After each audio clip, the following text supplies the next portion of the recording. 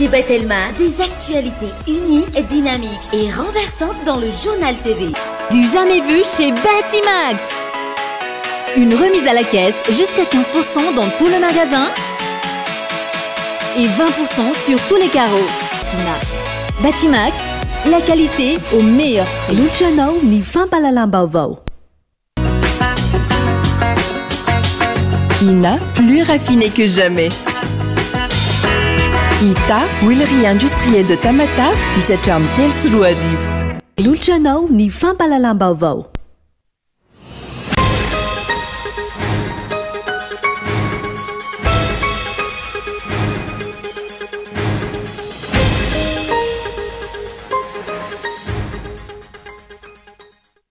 Eninandro zao no nipetraka teo anivo ny fitsarana amin'ny sahana ny ady amin'ny fanjakana tao Fianaratsoa ny fitoriana napetraka ny antoko malagasy miara-miainga taoriana ny fisakana ny lehibe ny distrika mihetsika nokasainy ty antoko ty tao amin'ny commune Imito miandry amin'izao ny rehetra ny amin'izay didy avoaka nyty fitsarana ity ny amin'ny hoe anaja ny lalàna velona misy eto amin'ny firenena ave ka hanapaka ny kalalahana sa ho zavatra hafa ny tribunal administratif. Tsy nieritreritra na vao ny lalam-pividianana ny fitondrana amin'izao fotoana sy ireo solom-bavambahoaka IRD izay maro anisa eny anivony ny anteny mera-pirenena hoy ny mpanao politika sy mpandinika raharaha-pirenena voizina ankehitriny fa efa tara raha izao vao hanavao ny lalàna na eo aza ny fitakiana ataon'ireo mpisehatra maro. Miaina anaty fahatapahan-jiro avokoa indray ny vohipatitra manerina nosy tao anatiny andro maro noho ny olana ratsoroka eo anivony orinasa Jirama. Orinasa izay efa nindram-bola hatrany amin'ny 1,700 miliara ariary tamin'ny fanjakana. Andoavana ny volan'ireo mpamatsoloka tao anatiny 3 volana voalohany taona 2022. Tsy mitsaha mitonotongana ny sandam-bola malagasy amin'izao fotoana. Efa manakaiky ny 5,000 ariary ny €. Ny vidanga ny euro izay ampiakatra hatrany ny vidim-piainana ary ampiainany fa efa mividy malagasy. Raha tsy misy mifepetra matotra raisin'ny fanjakana hoy ny Paitoekarena. Any Etazonia nanambara tamin'ny fomba ofisialy ny maha-kandida azy amin'ny fividianana filoha am-pirenena ny taona 2022. Ny filoha Amerikana am-pirinasa Joe Biden 2 taona ny tenany amin'izao fotoana ary izy no voasokajy filoha am-pirenena Amerikana antitra indrindra raha toka voafidy mandritra ny fividianana ny taona ho avy. Ny antsiprian'izay.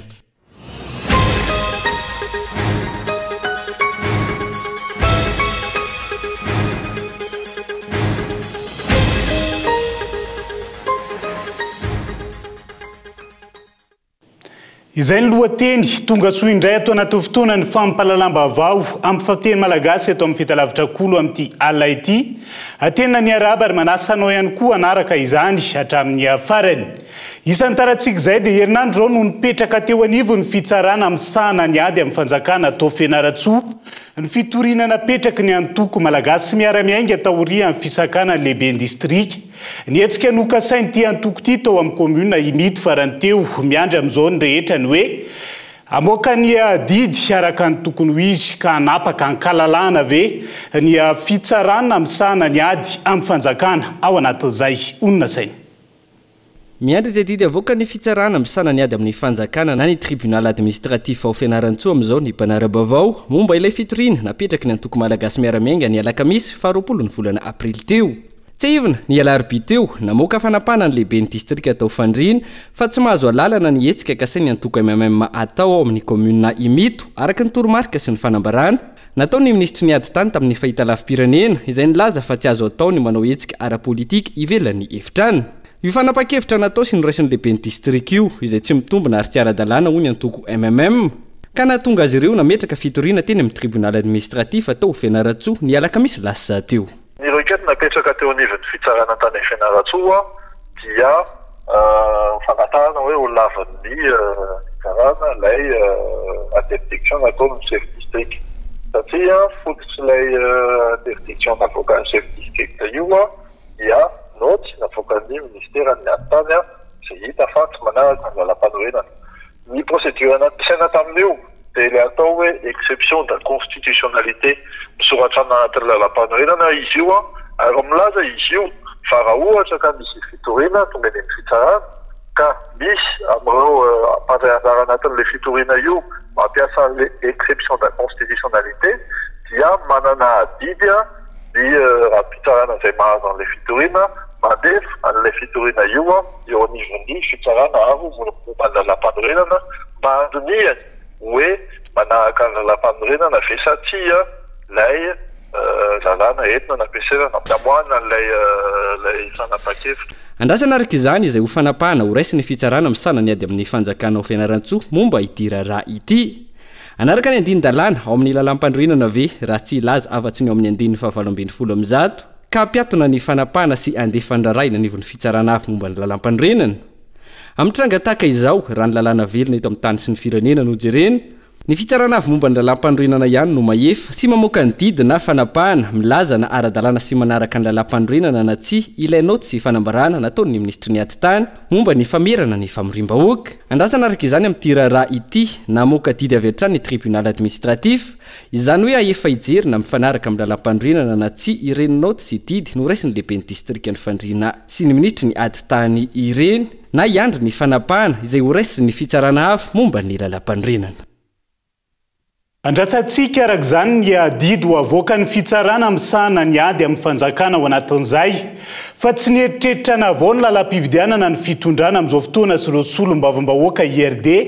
izay maro anisa eny anivo ny anteny mera-pirenena hoy ny mpanao politika sy mpandinika raharaha-pirenena nanaovana fanadiadiana tamin'ity androan'ity avoizina ankehitriny fa efa tara raha izao vao hanavao ny lalàna na eo aza ny fitakiny ya justice pe ny antoko politika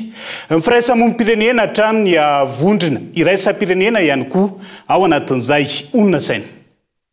Ny taona 2017 no efa fantatra fa amin'ity taona ity no anatanterahana ny fifidianana filoham-pirenena. Mpanao politika sy firaisamonim-pirenena maro no efa nitondra tsikera fotoana fohy taoriana ny nivoahany voka-pifidianana tamin'izany ary nitota amin'ny recommandation navoaka ny vondrona iraisam-pirenena. Tamin'izany no efa nisy fitakina sy efa fantatry ny mpitondra fanjakana sy ireo solom-bavam-bahoaka IRD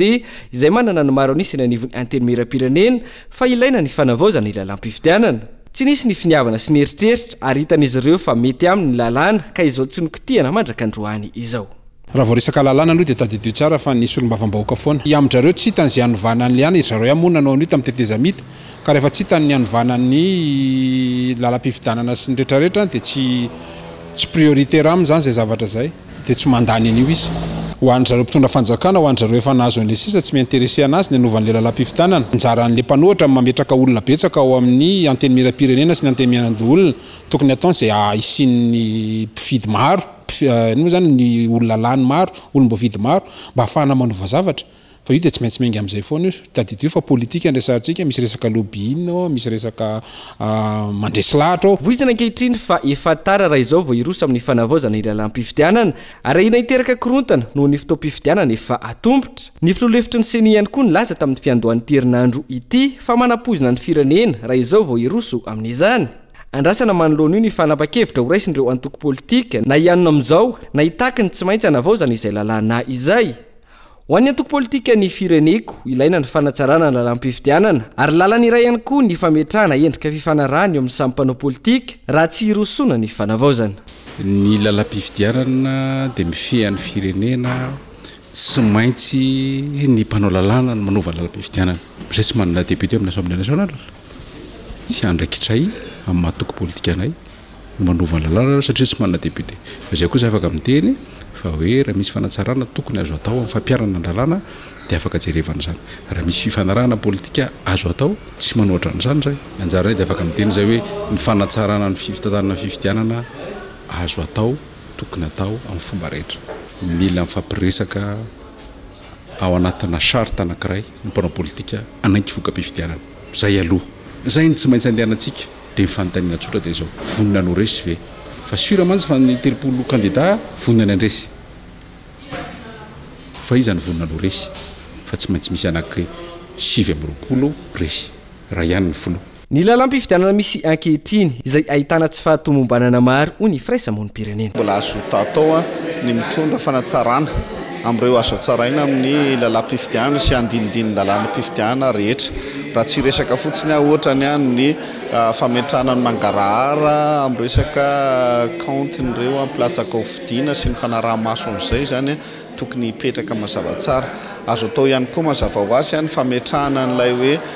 famerana ny vola ampiasaina mandritra ny fotoam-pifidianana mba tsy hampiroborobo ny kolikoly ateraky ny fifidianana sy ny olom-boafidy indray rehefa mampiasa vola be loatra izy mandritra ny fampelezan-kevitra satria reny zany ny varavarana misokatra ahafahan'ny kolikoly miditra rehefa avy eo ireo mandritra ny fotoam-pifidianana satria voatery tsy maintsy mampiasa volan'olon-kafa ireo mpilatsaka ofidiana dia misy fanambiny sy misy tambiny zay fampiasana volan'olon-kafa zay. Ireo ray aman-dreny am-panahy ny VSTCP, vondrona politika sy antoko politika, firaisamonim-pirenena samy efa nitaky ny irosoana amin'ny fanavaozana ny lalam-pifidianana nandritra izay volana maro izay. Andrasana izay ho toy ny reny mandritra ny fivoriana ra-potoany antenimera izay anomboka afaka andro vitsy.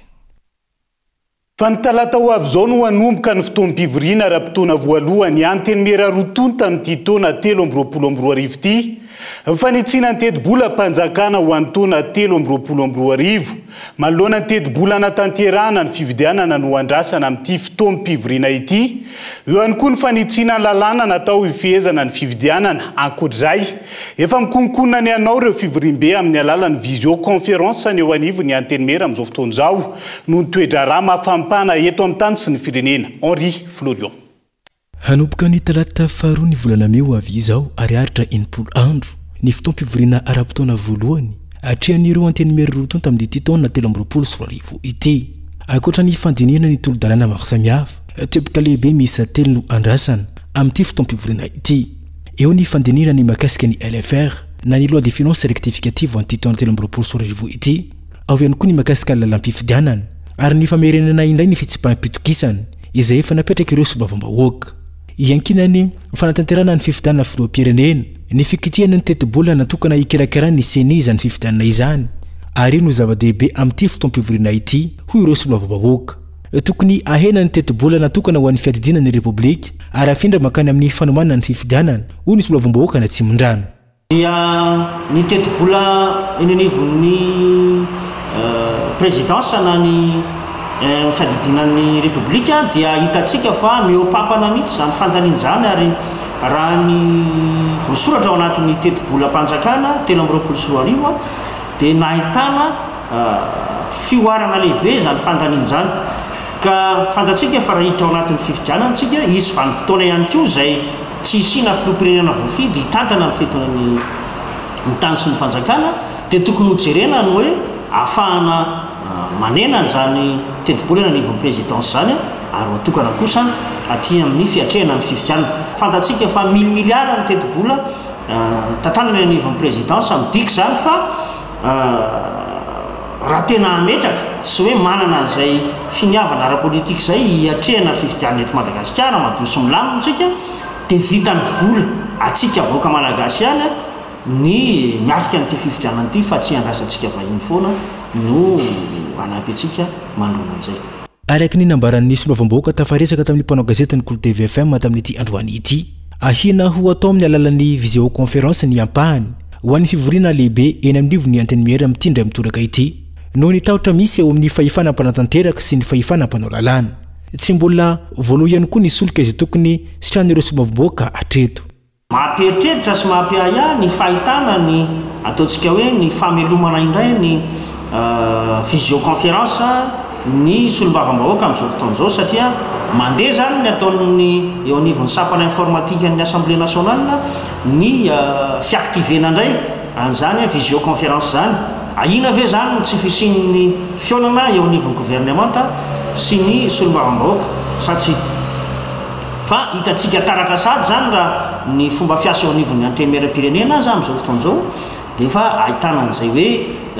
fanomanana ny lafiny visioconférence izay. Nefa marihana etona fa tsy misy aretiny eto amintsika raha mifahitana azy amin'izao fotoana izao ary tokony hifanatrika ny samy solombavam-bahoaka ary koa ny fahefana mpanatanteraka. Teboka lehibe andrasan'ny rehetra ihany koa ny fikitihana ny lalàna amin'ny feny fifidianana hoy ireo antoko politika mandritra ity fotoam-pivoriana ara-potoana ity. Ny lalam-pifidianana izay fananaovan'ny antoko politika ny fikambanana justice ep ny firaisangon'nypirenena ary ny vondrona iraisan'nypirenena ansoavo ny amin'ny tokony isian'ny fikitiana tokony isy lalam-pifidianana entitra ary raha ohatra ka tena masany fanjakana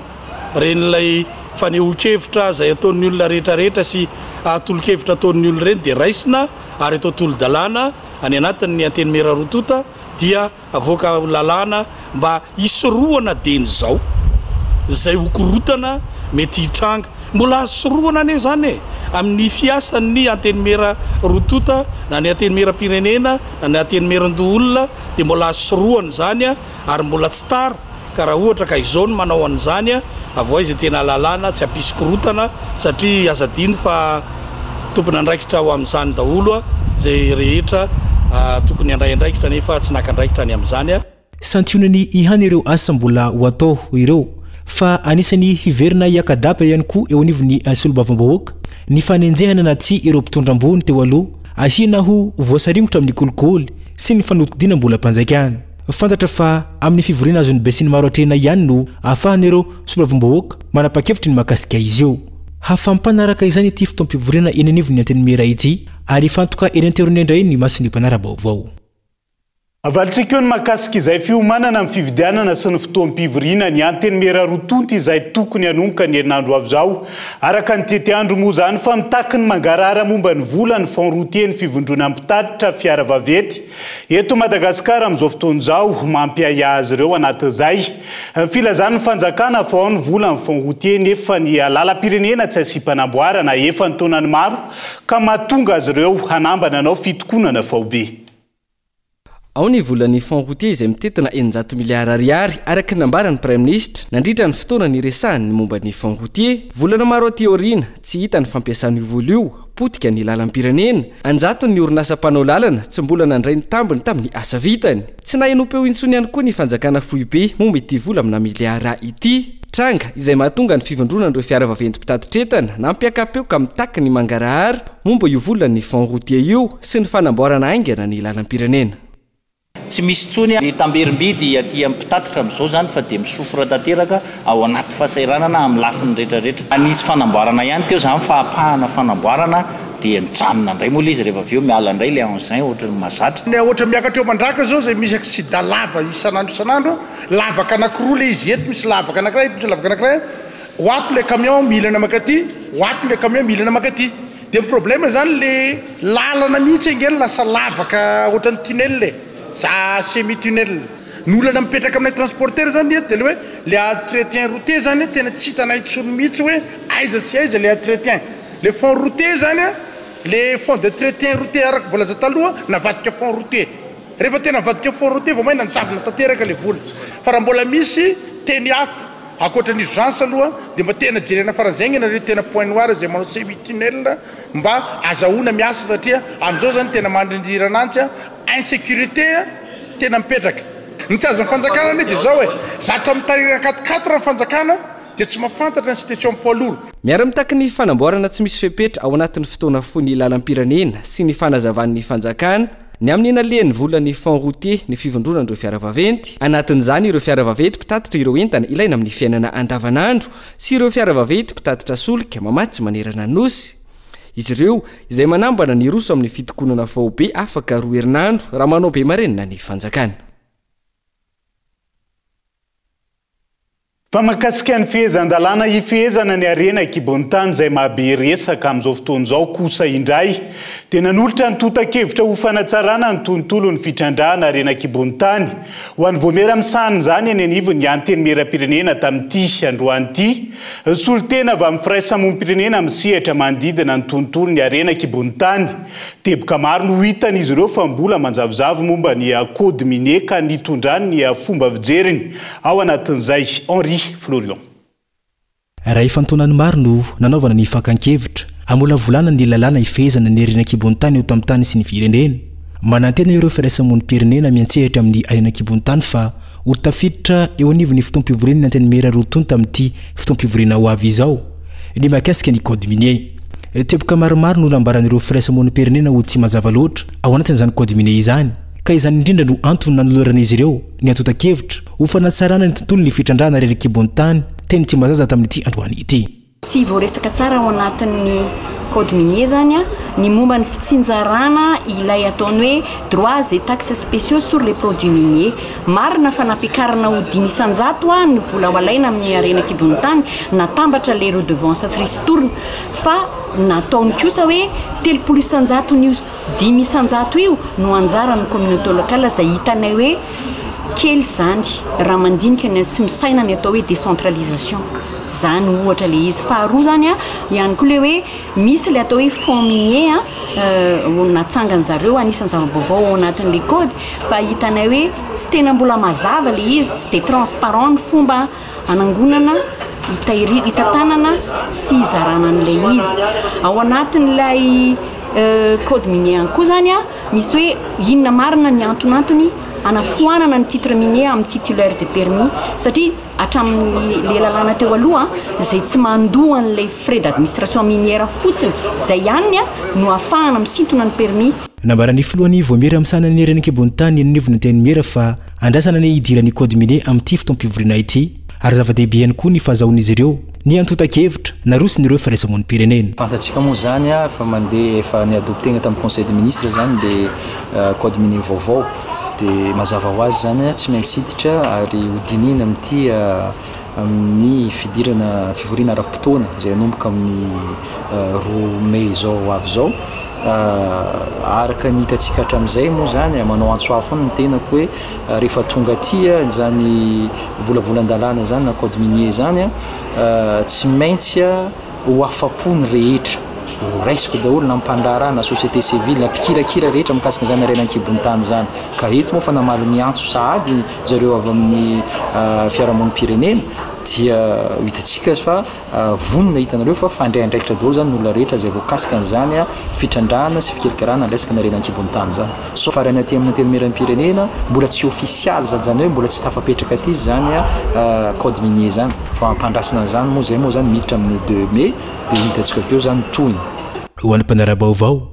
tokony ho aray masy ireo orinasa mpitrandranka amin'ny fanajanany ny lalàna mifenitra fitrandrahana renan-kibony tany sy ny voarakitra ao anatin'ny bokina andraikitra mba tsy ho gaboraraka ny arem-pirenena amin'izao fotoana ametrahana azy izao andrasana ihany koa ny fandrafetana mazava ireo sazy miatra ho an'ireo orinasa sy ny mpitrandraka renan-kibony tany tsy manara-dalàna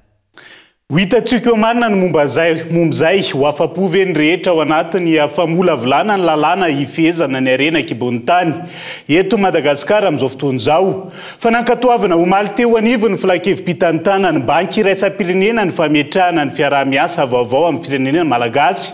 na ny cadre nouveau cadre de partenariat pays ho an'ny taona 2022 hatramin'ny taona 2022 isan'ny tanjona anatin'izay ny fanohanana sy ny fampivoarana ny fiainan'ny mponina eto Madagasikara amin'izao fotoana izao Abraham Randriamanana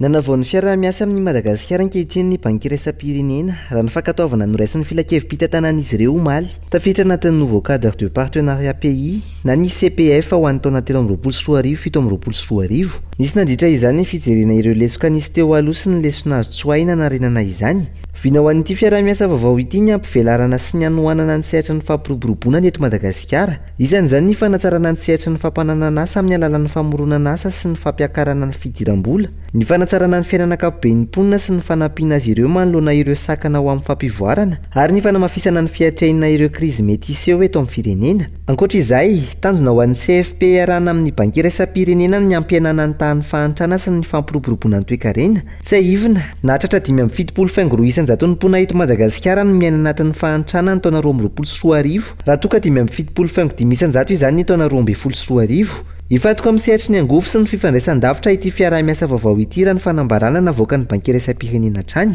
niezaka nangataka fanampanazavana teo anivon'ny banky iraisam-pirenena ny avy teo anivon'ny sampana fampahalalam-baovao tamin'ity anio ity mikasika ny fankatoavana ity nouveau cadre de partenariat pays ity andrasana kosa hatreto ny mety ho valiny fa non'olana ara-pamatsiana solika eo anivony orinasa Jirama amin'izao fotoana izao miaina fatapahan-jiro avokoa ireny vohiparitra rehetra manerana nosy andro maromaro zay ny eo anivony orinasa Jirama izay efa nindram-bola hatrany amin'ny 1.7 miliara ariary tamin'ny fanjakana malagasy andoavana ny volan'ireo mpamatsy solika tao anatiny 3 volana voalohany taona 2022 sehatra samaro miankina amin'ny herinaratra vokarin'ny jirama no mikatso mandritra ny fatapahan-jiro lavariny izay iaina ny vahoaka ny Mahajanga efa 2 herinandro izay tsy mifanaraka velively amin'ny filazana taon'ny jirama ho an'ny mpanjifa ny oran'ny fatapahan-jiro raha ny fitarainana voaray jiro tapaka ny asa jiaby tsisy mandeha comme quoi zao zay manao coiffure ato manao décodage ny asa rehetrarehetra zany ny tsatoka tsy anairery ihany nefany fa na eo reo mpandrafitra eo reo mpanefy eo reo mpanao glasy jiaby zay le voalazako teo 90% zany tena concerné tratran'ny conséquence ny ty jiro tapaka ty de zany hoe ho atsika vahoaka malagasy madinika zany efa mahantra de vao maika sy mbahatina indray ny fitadiavam-bola atsika amin'ny alalan'ity jirama ty inona mahatonga an'le courant tapaka lava mauvais marina fa panne technique sa resaka carburant akoatran'izay le vahoaka mpanjifa manefa ara-dalàna ny facture any amin'ny jirama de makaiza io vola io alefa izy mauvais ny mpiasan'ny jirama eto toerana ny mihinana azy sa alefa any amin'ny Foibean'Antananarivo ankoatra ny jiro tapaka manampitrotraka eto amin'ity tanàna mafana ity ihany koa ny fahatapahany rano iny amin'ireo fokotany maromaro ao Mahajanga raha ny loharanom-baovao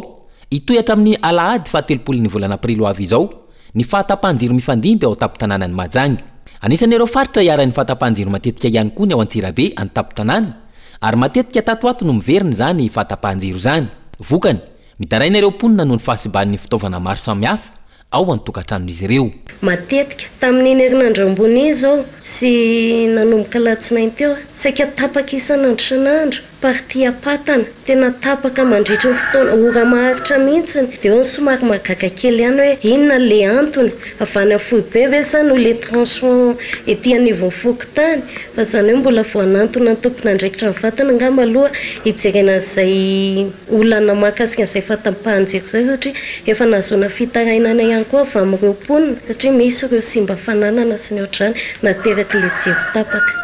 manao antsova zay ary tsy onona amin'ny antsova ataonay fa dia anantona mivantana ny tompon'andraikitra mihitsy amahana zao olana zao hoe inona marina ny tena fototry le fahatapahan-jiro no fahateran'le fotodrafitra sy ety anivon'ny fokotany sa hatrany amin'ny Foibe mihitsy ho an'le olona le miasa alina mampiasa fitaovany amin'ny alina ireo ny tena nitaraina mahakasika izay fampitehan'ny fitaovana izay raha ny fanadihadiana natao teny anivon'ny fokotany Ampatana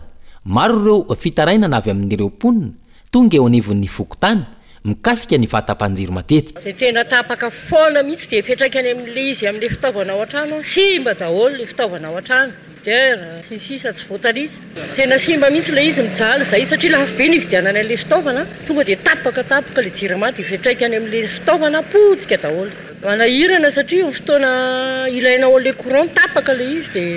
manahirana be courant zany tokony 24/24 raha tsy ho tapaka mihitsy jaly mihitsy zahay ary raha ny tena vola mihitsy fa niny kajina jero tsara fa firy tapitrisa firy trano hoe tokony tsisy déficit tsisy fahatiatoka ny jirama raha mandinika za manokana inona le olana nareo ry jirama nefa zay mandoha jiro isam-bolana kolay mihitsy zay mandoha vola isam-bolana nefa tsy maintsy aloha anohananay le jirama inona no atao anareo jirama atao ahoany nareo inona no anampina nareo noho ny fahatarany famatsiana solika no voalaza fa antony tsy maintsy nyerosoana tamin'ny fampiarana ny fahatapahan-jiro mifandimbana ny télestage tournante ho an'ny tapo-tanàna ny Tomasina nanomboka ny alarobia fa 7 ny volana aprily lasa teo nio vary voalaza fa ny tsy fampiny solika indray zany fialantsiny izany nanomboka ny alakamisy fa 20 ny volana aprily lasa teo hatramin'ny androany mizara andiany roa ny fahatapahan'ny herinaratra misy ireo fokotany mahazo anjara amin'ny fahatapahan-jiro manomboka amin'ny ray roa sasany izay tsy miverina raha tsy amin'ny efatrora misy ihany koa ireo fokotany misitraka fahatapahan-jiro manomboka eo amin'ny 3 ora sasany hatramin'ny 5 ora sasany misy ihany koa nefa ireo fahatapahan-jiro izay tsy voafaritry ny laminy ny fahatapahan-jiro mifandimby toy ny amin'ny alina sy ny voamaraina raha ny zava-misy mindram-bola amin'ny fanjakana malagasy nefa ny jirama ahafahana mandoa ny volan'ireo mpamatsy solika io vola io izay efa natratra 1.7 miliara ariary nandritra ny 3 volana voalohany tamin'ity taona 2024 ity. Amin'izao zany fampindramam-bola aloha ny ataon'ny fitondram-panjakana malagasy de garantie avany jirama amin'ny fananana ananana. Tsy eto ampelantanako aloha no montant antsika miteny izao hoe ohatriny exactement fa ny fanjakana malagasy raha ny napitsika aloha zany zao tamin'ny 3 volana voalohany iny de manodidina ny 441 miliara tao ny efa nampindramitsika ny jirama mba ahafahan'ny jirama mandoa ny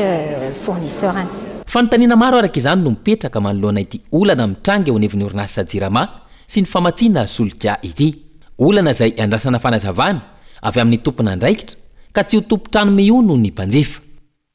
Dia mbola ela zany no iaina ao anaty aizina ny malagasy amin'izao fotoan'izao fa taorian'ny fandalovan'ilay rivodoza Fredy farany teo nanolotra vola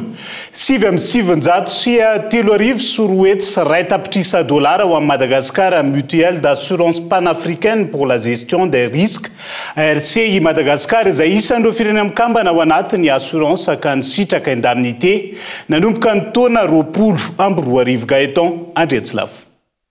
No ny fahavoazana nateraky ny fandalovan'ny rivodoza Fredy teto amintsika farany teo, ny sitraka ny indemnité d'assurance na ny fiantohana avy amin'ny ARC ny fanjakana malagasy, izay isan'ireo firenena mandoa vola amin'ny fiantohana io amin'ny alalan'ny banky ho an'ny fampandrosoana ny Madagasikara. Ankoatra ny fahasimbany lalana sy ireo fotodrafitrasa isan-tsokajiny, olona misa 790 sy iray hetsy no niarany fahavoazana vokatry ilay rivodoza Fredy ka nanolorana 7,3 sy iray tapitrisa dollars ho an'i Madagasikara tamin'ny alalan'ny mutuelle d'assurance panafricaine pour la gestion des risques ARC ho an'ny taona 2022 vola izay natolotra tamin'ny fomba ofisialy androany. Je voulais encore une fois par ces remises de chèques.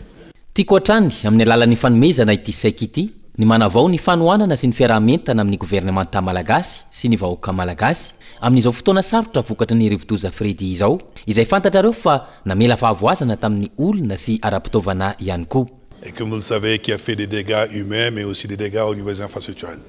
Ny CPGU na ny cellule de prévention et gestion des urgences no mitatana ny vola azo. Ankoatra izay, nahazo 7,7 dollars ihany koa ny PAM, ka isan'ny zara zavatra maro ho an'ireo mponina niarany loza voajanahary tamin'ity taona ity, indrindra taorian'ny fandalovan'ilay rivodoza Fredy farany teo. C'est le moment de dire que ces catastrophes, même si nous ne sommes pas les responsables principaux en tant qu'Africains, fotoana izao ilazana fa ireo loza ireo na dia tsy tompona andraikitra voalohany aty Afrika aza izahay dia mijaly isika no ireo loza ireo sy ny fiovahan'ny toetrandro na eo aza ny fanampiana ny vondrona afrikana. Amin'ny hetsika sy ny fanampiana tahaka izao dia asehontsika fa i Afrika dia miroso mariky ny fiarovana ny mponina afrikana. D'abnégation de leadership pour protéger les populations africaines. Hatramin'ny taona 2022 no efa nahazo io indemnité io i Madagasikara, ary izao notolorana izao indray taorian'ny fandalovan'ilay rivodoza Fredy ho tanterana rapitso ny dinika ametrahana ireo drafitra afana miroso avetrana amin'ny fanampiana ireo faritra nahitana fahavoazana ohatra amin'izany ny ao mananjary sy faritra vadivavy. Izay ihany koa no entina miseny tao anaty doka fohy amin'ity alaity ny sandam-bola malagasy izay tsy mitsaha mitotongana amin'izao fotoan'izao eo ihany koa ny homamiady amin'ny prostate izay ilaina fitiliana aingana rehefa avy eo no anarahantsika izay mandrapitafa vetivety ary.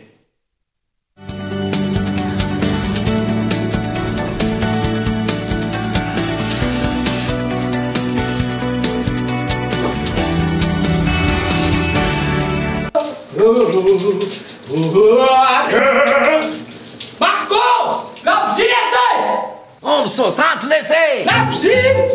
Homme 60 laisse Brenna! Lapsi laissez! Homme 60 laissez! Marco!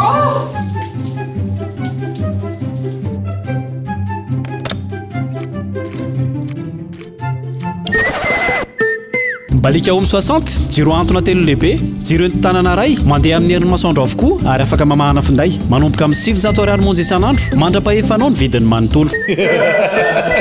Balika mamiratra no aviko. Homme 60.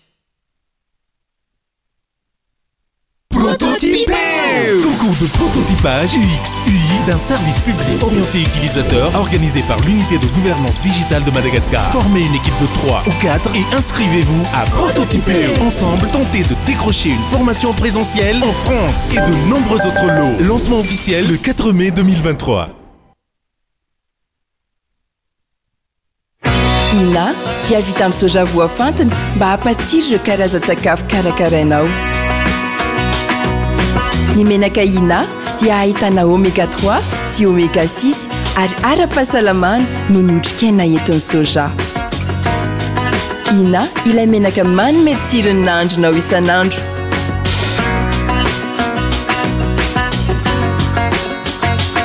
Ina, plus raffiné que jamais. Ita, huilerie industrielle de Tamatave, 17 Telo sy 2 arivo.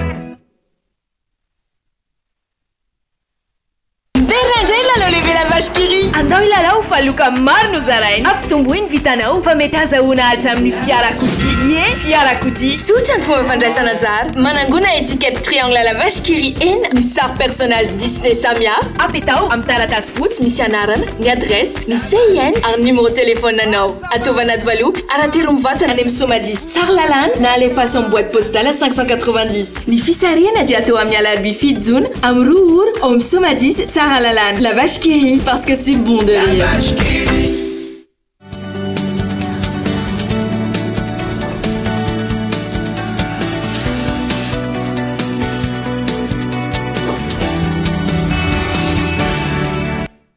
Tapany faharoa amin'ny fampalalam-baovao amin'ny fiteny malagasy aterina hatrany ny araba ho antsika rehetra mbola manjoy ny fampalalam-baovao amin'izao oro izao avy hatrany dia tontolo ny toe-karena no ndeha hanokafantsika izay tapany faharoa amin'ny fampalalam-baovao izay tsy mitsamy totongana ny sandam-bola malagasy amin'izao fotoana izao efa manakaiky ny 5,000 ariary ny ray euro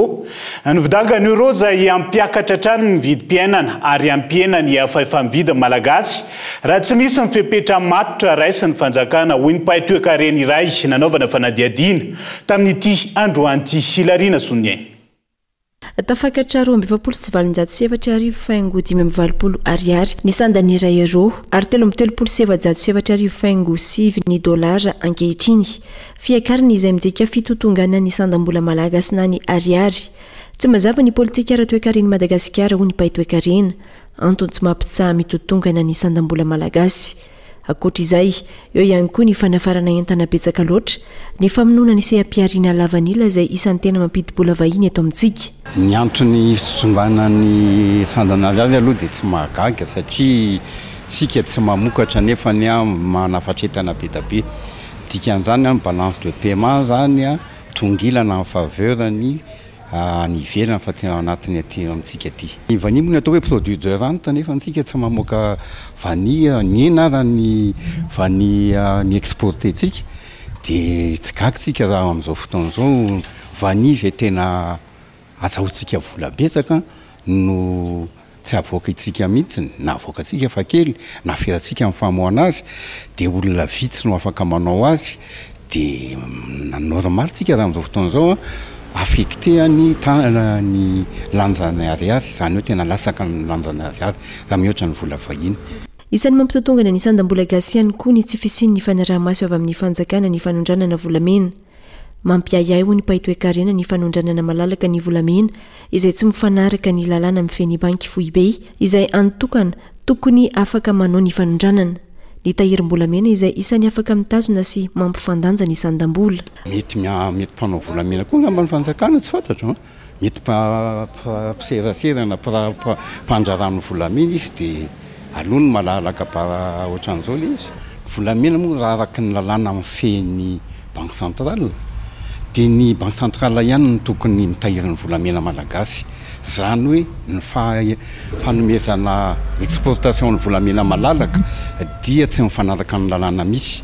ary ny volamena io no ahafahantsika miéquilibré ny ariary. Zany hoe rehefa misy ny fanoavana facture be da be amin'ny isam-bolana dia mba ny volamena no amidy dia mba tsy mihena ny lanjana ariary. Ohatra ny tena facture fahatarako azy dia ny facture pétrolière no tena lafo indrindra amin'izao fotoana izao satria raha vao manomboka mandoha vola ny pétrolier dia tonga dia rehany lanjana ariary eo dia marary ny ariary rehefa avy eo. Mahakasika ny compte en devise na ny famerana ny teratany malagasy tsy hitahiry vola vahiny fehipetra izay noraisin'ny fanjakana nandritry ny filan-kevitry ny minisitra ny fafito ny volana septambra taona 2024 tsy nahitam-bokany io hatreto raha nitatitra hatrany. Misy ihany koa ny fifanarahana napetraka mahakasika ny rapatriement de devise na fampodiana ireo vola vahiny amin'ny alalan'ireo mpandraraha mpanafatra sy mpanondrana entana avy any ivelany izay nanjary tsy voahaja amin'izao fotoana. Isan'ny antony mahatonga antsika miasa herana hatrany raha ny fanazavana. Araka izany tsy maintsy hisondrotra hatrany ny vidim-piainana ary ena ny fa efa mividin'ny malagasy manoloana io raha tsy misy ny fepetra raisy ny fanjakana raha nitatitra ihany. araka ny fanadiadinana raha antsika teo dia manakaiky ny 5,000 ariary ny ray euro amin'izao fotoan'izao izany hoe mitoetra ny fitotonga ny vola malagasy eto indrindra fitianokoloana amin'ity androany ity hitondra ny fanampanazavana mahakasika izay nanahoana ny fivoarany sandam-bola nanomboka ny fiandohan'ny taona 3,22 miarabanao Yves Richard miarabantsika rehetra ny tokantrano izay manaraka ny fampalalam-bavao amin'ity alina ity eny tokoa tsy nisahatra ny totongana ny sandany ariary teto Madagasikara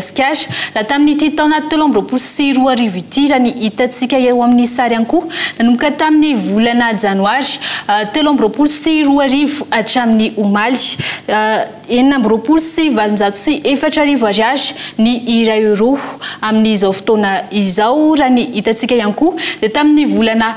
janoary izy no nanomboka niakatra nahazo aina kely izy teo anelanelany volana febroary hatramin'ny volana marsa teo ny omaly manokana dia izay manodidina ny 9,4 ariary izay ny iray amin'ny euro amin'ny ankapobeny raha ny fanadihadiana amin'ny fanazavan'ireo mpahay-toekarena dia noho ny tsy fahampian'ireo entana ondra ny Madagasikara no anton'izany tsy ampy ireo vola vahiny miditra eto Madagasikara kely ihany koa ny vola vahiny miditra eto amintsika ka mampitotongana ny ariary ohatra voalohany amin'izany ny olana eo amin'ny seapierina lavanilina amin'izao fotoan'izao tamin'ity taona 2023 ity dia nahitana olana ny seapierina lavanilina ny ena dia ny ena ny lavanilina izay naondra ny Madagasikara amin'izao fotoana. Fantatsika fa ny volana septambra 2022 fitianokoloana dia nisy ny fanapahan-kevitra nandritra ny filakevitra minisitra izay natao manokana hifezana ny compte en devise ny ministra ny toe-karena sy ny fitantanam-bola moa zany nandritra ny fanazavana ny oetiny tao anatin'izay raha hifezana ny sandam-bola ny tena isany tanjona tao anatin'izay nisy fiantraikany tamin'izay fifezana ny sandam-bola tokoa ve zay. Nisy tokoa ny fanapahan-kevitra izay niraisina teo anivon'ny filan-kevitry ny ministra tamin'ny volana septambra 2022 izay mametra ireo olona manana compte en devise amerina ny volany eto Madagasikara taoriana izay fepetra izay natao ampahazoaina ny ariary eto Madagasikara raha ny hitantsika aloha zany amin'ny sary ny volana septambra ihany izay nandraisana ny fepetra no nahazoaina ny ariary teto Madagasikara manodidina ny 4,000 ariary ny iray amin'ny euro tamin'ny volana septambra taoriana io kosa dia tsy nitsatra ny totongana ny ariary teto Madagasikara manodidina ny 4,000 ariary zany ny volana janoary 2022 ary hatramin'ny omaly ihany koa dia tsy niova izay tsy nisy fiovana izay na dia mbola mitoetra hatrany ary ity fepetra izay noraisin'ny fitondram-panjakana ity hatramin'ny androany araka izany tsy nahitana fiovana firy tamin'ny sandany ariary teto Madagasikara ny fanapahan-kevitra izay noraisin'ny ministera sy ireo tompony andraikitra tamin'ny politika ny vola eto Madagasikara vao maikary nampitombo ireo olona nokatra ny compte anivelany Madagasikara izay fanapahan-kevitra izay ary anomevahana ihany koa ireo risoriso sy tsy fanarandalana maro samihafa. Akasitrana feny ianao fitianokoloana tao anatin'izay fanazavana fohy mahakasika ny antony mampitotongana ny sandam-bola malagasy izay. Fanohizantsika ny fampalalam-bavao amin'ity ala ity dia ilaina ary zava-dehibe ny fanaovana fitiliana mialoha hisorohana ny homamiada amin'ny prostate izay mitazona ny alarana voalohany amin'ny homamiadana. Mpahazo lehilahy eto Madagasikara amin'izao fotoan'izao ireo mpitsabo homamiadana izay nanolotra fehi-kevitra iraisana hanatsarana ny fandraisana ny tanan'ireo marary voakazik'izay Tanelahy Mino Artso.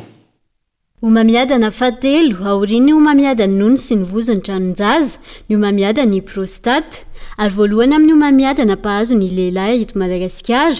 raha toa ka 70 taona no betsaka voany homamiadana prostate efa miroso ny taona ankehitriny ary ahitana izany hatramin'ny 17 taona na ny 20 taona tsy mbola misy taremarika mazava mahakasika izany eto amintsika amin'izao fotoana fa na ny vinavina isan'ny miteraka ny homamiadana prostate ny fifohana sigara fa ny azo lazaina kosa mahakasika amin'ilay hoe inona ny mety hahatonga azy dia amin'ny homamiadana moa dia ny atao hoe facteur de risque zany hoe nitranga mety hampitombo ny risque ny olona anankiray hahazo n'ilay cancer raha mihoatra amin'ny olona rehetra dia araka ny voalaza tamin'ny famelabelarana teo dia ny taona mihoatra ny 20 taona ny fifohana sigara ary ny fananana olona na piraitapo na ray aman-dreny lehilahy mifanakaiky izay voan'ny homamiadan'ny prostate zany hoe ireo olona ireo zany ambonimbony kokoa ny riskany azony ny cancerna prostate. Tsotra ny fisorohana raha ny fanazavana ajanona ny fifohana zigara ny homamiada ny prostate izay azo sitrana raha mbola tsy misy ny famantarana. Cancerna prostate zany a dia le izy mbola tsy sinina mihitsy no azo sitrana. Sarotra nefa zany hoe tsy sinina ianao nefa misy cancerna prostate dia izay ny antony le anaovana le hoe dépistage. Manao examen, mandeha mijery dokotera, indrindra raha ao anatin'le sokajin'olona ianao zany hoe nisy ray aman-dreny a voan'ny cancerna prostate na ny dadatoa dia mila mailo satria amin'izay raha mety lasa loha any amin'ny 5-7 taona dia efa misy ary arakaraka ny avoazana hoe mbola tanora zany hoe 5-7 aloha tena masika le cancer tsy mitovy amin'ny hoe efa 5-7 taona ny voan'ny cancer. Dia ny fitsaboana zany a raha mbola localisé izy dia afaka velona ohatra ny olona tsy voan'ny cancer. Fa rehefa manomboka miparitaka izy zany dia iny le hoe traitement palliatif. Zany hoe atao izay apetipetany fiainany sisa fa tsy ho sitran'le cancer intsony izy. Dingana maro no tsy maintsy arahana raha no fitiliana, hakana ny tova ka lefa any amin'ny laboratoire ary aoriana izay no hamantarana na misy homamiadana na tsy ilay prostate. Rehefa vita izay vao fantatra ny tokony azona mitsabo na tsy ilay olona iray. Indray no amaritana hoe aiza ho aiza ny firongatra ilay aretina. Zay zany ahafahana le mametraka le hoe pronostic hoe atraiza zany ny tokony mbola azona mitsabo an'ity olona ity satria raha iraky ny hitanareo teo dia arakaraky ny fiparitaka ilay aretina ao anaty vatana zany zay no amaritana hoe ohatrohatran'izao zany ny traitement na mihinana fanafody io na mihinana hormone io na atao le radiothérapie. Hatreto tsy mbola misy ny fifanarana miaraka mikasika ny homamiada ny prostate eto Madagasikara. Recommandation internationale nisy teo aloha izay misy apany tsy mifanaraka amin'ny zava-misy eto Madagasikara. Isan'izany ohatra ny tsy fampin'ny fitaovana. Ny tena zava-dehibe ngamba ny teny hoe ny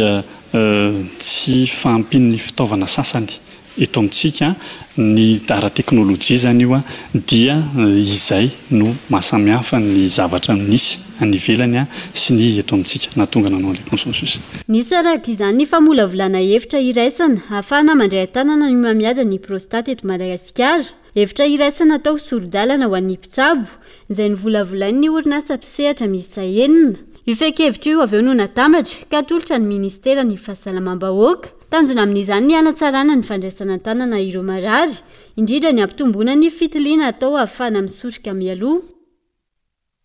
Tontolon'ny fampianarana kosa indray dia nahitana fienana ohatra faingo 5 ambe 700 ny tapisoratana anarana ho an'ny fanadina mpanjakana CEPE tamin'ity taona ity ho an'ny fari-piadidim-pampianarana ny Antananarivo renivohitra. Maro ny anton'izay ary lohalaharana anatin'io ny fahasahiranana ireo ray aman-dreny raha ny fanadihadiana natao. Ny enany tapisoratana anarana ho an'ny fanadinam-panjakana CEPE tamin'ity taona ity ho an'ny fari-piadidim-pampianarana ny Antananarivo renivohitra raha ny atotanisana avoaka ny tompon'andraikitra. Miisa 2,774 ireo mpianatra voasoratra anarana hiatrika izany amin'ny 20 Jona 2024 avy izao raha miisa 3,77 izany tamin'ny taondasa. Fienana teo amin'ny ohatra faingo 5,700 euro ny fanazavana na eo azy izay fienany tapisoratana anarana izay. Nisy tamin'ireo sekoly sasany teto andrenivohitra no nahitana fiakarana ny tapisoratana anarana na teo aza ny fatarany ny fepitoana fisoratana anarana. Tena nisy satria tamin'ny voalohany aloha eo amin'ilay resaka bulletin de naissance le fakana zany somary lavidavitra zao dia izay ny antony moa faharoa eo amin'ilay fahasahiranana ny ray aman-dreny tsy resaka vola satria teto aminay 0 ariary tsy misy saram-pisoratana anarana zany ho an'ny candidat anay ato fa eo amin'ilay fahasahiranana zareo satria iaraha-malala ny zavatra misy ray aman-dreny sahirana dia indraindray zareo sahirana amin'ny fitadiavana sy ny tany dia taraiky dia tsy maintsy nangataka fepitoana zay misy ary anankiray candidat anankiray tato aminay nangataka fotoana misy satria lavitra ilay akana ilay bulletin de naissance dia tsy maintsy nandefitra aloha zany zay dia tsy maintsy niresaka teo anivon'ny CEG izay anaovanay ny candidat ny anaovanay examen. ankilany nilatsaka ny voan'ny mpianatra tao amin'ity sekoly tsy miankina nanaovana fanadidina ity raha ny vokatra azon'ireo tompona ndraikitra nandritra ireo fanadinana natao. Vokatra izay ilaina ny fiarametandreo ray aman-dreny, ny mpianatra ary ireo mpampianatra sy mpanabe raha tiana ny ampiakatra izany. Tao anatin'izay deuxième trimestre sy deuxième trimestre zay dia somary indrindra fa tanatin'ity deuxième trimestre ity somary latsaka kely ny voan'ny ankizy. Zay tsy haiko aloha hoe ny antony fa raha analysena zany le izy dia tsy maintsy nisy fiatraika foana aloha tary amin'le coronavirus tamin'ny 2020 satria ireo ankizy ireo anala fanadinam-panjakana zao tao anatin'ny classe intermédiaire izy ireo tamin'izany vanim-potoana. Dia faharoa eo amin'ilay fijerevana anazy zany eo amin'le fiatraikany amin'ny ray aman-dreny apetraka foana zany zay zavatra zay satria ny antony lasa tsy voara-maso ilay ankizy any an-trano na reny dia voara-entomody reny ary tsy betsaka presque tsy manao ny ankizy dia io zany ianao mahita hoe fiainana daholo zany rehetrarehetra zany mahatonga zareo dia misy fiatraikany aty amin'ilay fampianarana misy ilay zavatra misy andavanandro amin'ny fiainan'ny ray aman-dreny mpianatra fa tsy tia fotsiny ara hoe ny saram-pianarana ara zao misy dia tsy maintsy mandefitra foana ianao amina fitantanana anao anazy amin'ilay izy zany dia misy fiatraikany foana hatrany amin'ny hoe ny voan'ilay ankizy ary misy ary ankizy ohatra zao aminay zao vao teo misy mijery misy ankizy manao examen manala fanadinana BEPC ny alan-dalana zao dia antanina ny antony hoe inona tsy ray tsy roa eo amin'ny efatra eo zareo ny alan-dalana dia ny antony dia reny zavatra reny daholo tsy vitana intsony le kolazy sahirana le ray aman-dreny dia tsy maintsy jerevana zany ianao hoe aleo averina ny ray aman-dreny sasany tenena mihitsy areo hoe alao averina dia sasany teny hoe alao hijanona mihitsy alao hitady vola amin'izay zany fiatraikany. Tafiditra anatin'ny fanaovana révision tanteraka amin'izao fotoana ny ankamaroan'ireo kilasy anala fanadinam-panjakana CEPE eny anivon'ireo sekoly miankina sy tsy miankina amin'izao akatoky ny fanadinam-panjakana izao. Nisy tamin'izy ireo androany no nanatanteraka fanadinana andrana raha mbola nanatanteraka izany miaraka amin'ny zapy izy ireo ny 12 Mey ho avy izao ary ny 30 Mey kosa hiaraka amin'ny Cisco Antananarivo renivohitra. Lafomba voafa kosa indray dia maro ny olana teraka ny tsy fahafantarany olom-pirenena ny lalàna sy ny zony. Eny anivon'ny fiarahamonina amin'izao fotoan'izao ankoatra ny tsy fahafahana miaro ny tombontsoa,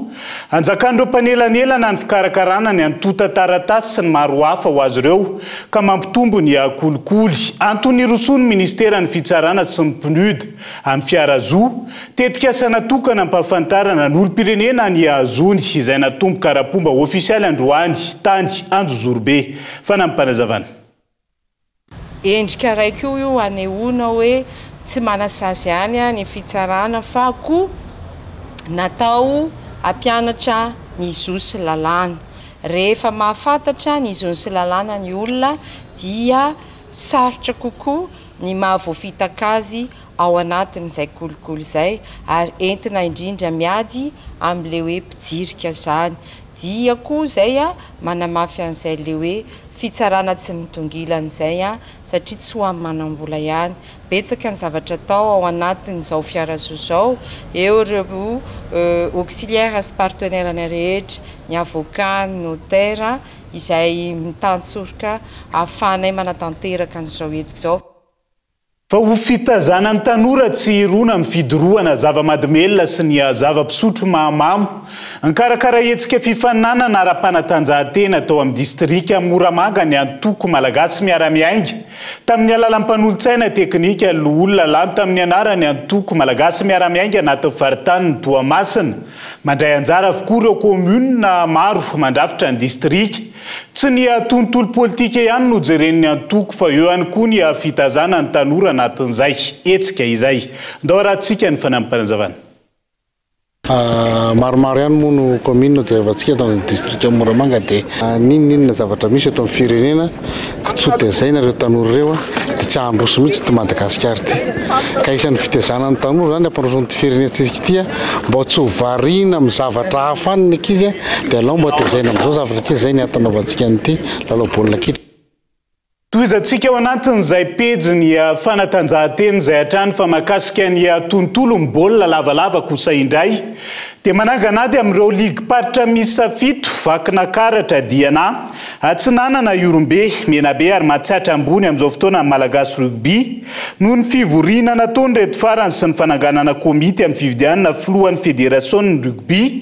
izay nambarany avy eo anivony ny FMR fa tsy manara-dalàna ary tsy mifampiarana tamin'izy ireo laza ny tory manoloana ity tranga ity ny rugby malagasy tsy ahivana efa ny taonany maro no tapitra ny fiampitoam-piasany ny filohan'ny fédération rugby malagasy ao anatin'izao raharaha izao raha toka anatin'ny fitoam-piasany ara-dalàna ireo ligue paritra nanao ny fametrahana ny komity mpividianana andao arahantsika ny fanampanazavana.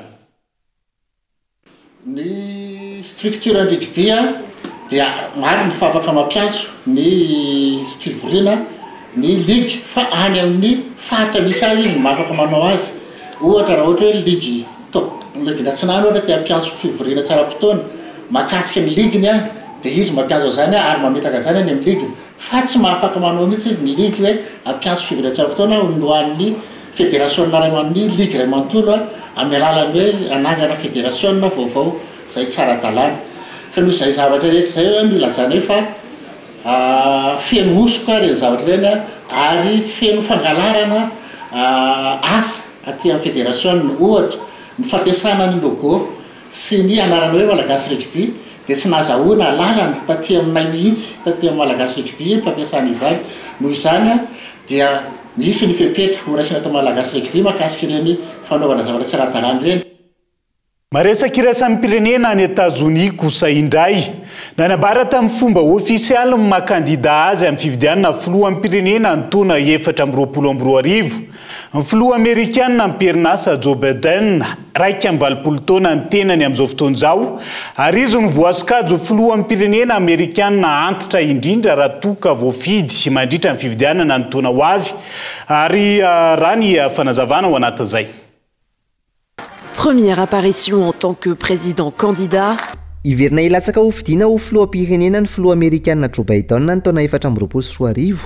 amita ireo asa efa nantombo ny tanjony amin'izany raha ny fanambarana nataony. Voasikajo ho filoham-pirenena amerikanina antitra indrindra ankehitriny Joe Biden. 40 taona kosa ny tenany eo amin'ny fiafaran'ny fiampitoam-piasany raha toka voafidy ho filoham-pirenena ho an'ny taona ho avy. Milamina hatreto ny toe-pahasalaman'i Joe Biden raha ny nambaran'ny tompona andraikitra. Nareo azy izany, misy amin'ireo Amerikanina ankehitriny no manainy amin'ny taonany. Etsy ankilany, tsy maharaka ny zava-misy ny filoha Joe Biden raha ny faneho-kevitry ny avy amin'ny républicain raha oharina amin'ny filoha teo aloha Donald Trump. Mitana larina voalohany amin'ny antoko misy azy ankehitriny Joe Biden sy Donald Trump. Izy ireo izay vinavinaina ho isan'ireo kandida hifaninana mandritra ny fividianana filoham-pirenena Amerikanina ny taona 2024. Ne s'est pas encore déclaré candidat. Mifaran'eto ihany koa ny fotoanantsika ho an'ny androany ankasitrahana ianao nanaraka ny fampalalam-baovao hatramin'ny farany. Madapitafa ho amin'ny manaraka indray ary tomboko lasy tomboko vaveloma tomboko.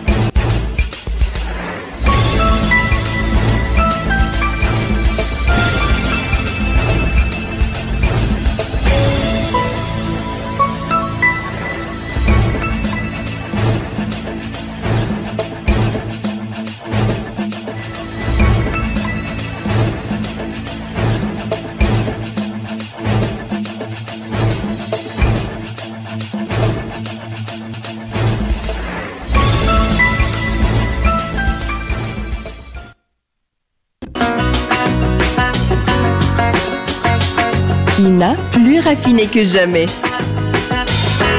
ITA, huilerie industrielle de Tamata, Isacham Telsuruariv. Vous a présenté Nivavo.